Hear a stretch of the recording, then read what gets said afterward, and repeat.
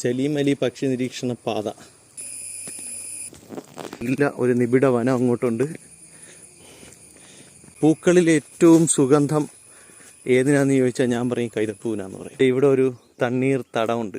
രണ്ട് സൈഡും കൈതക്കൂട്ടങ്ങളാണ്. അതിൻ്റെ ഇടയിലൂടെയുള്ള നമ്മുടെ യാത്ര. അവിടെ ഒരു മുതല കിടക്കുന്നു. ഇവിടെ ഒരു പക്ഷി ആടി കേട്ടോ. അത് പക്ഷിയല്ല, ഓന്തായിരുന്നു, ഓന്ത്.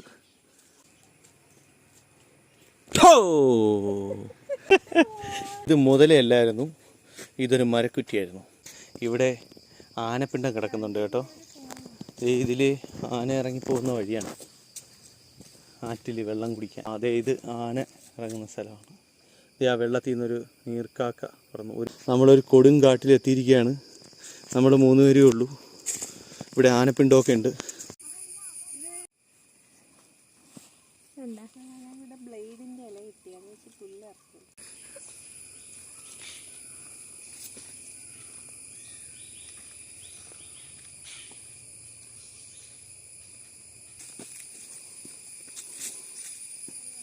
പുറത്തിറങ്ങി.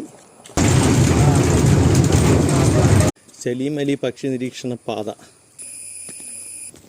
ഇല്ല, ഒരു നിബിഡ വനം അങ്ങോട്ടുണ്ട്.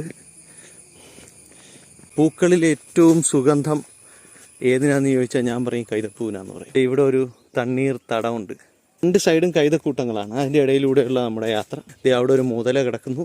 ഇവിടെ ഒരു പക്ഷി ആടി കേട്ടോ. അത് പക്ഷിയല്ല, ഓന്തായിരുന്നു, ഓന്ത്.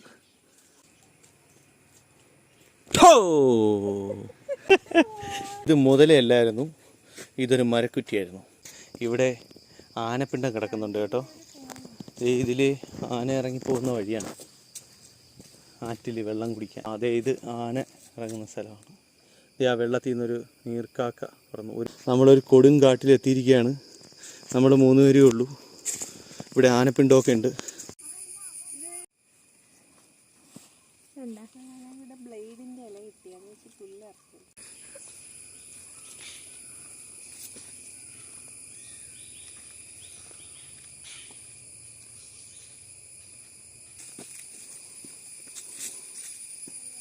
പുറത്തിറങ്ങി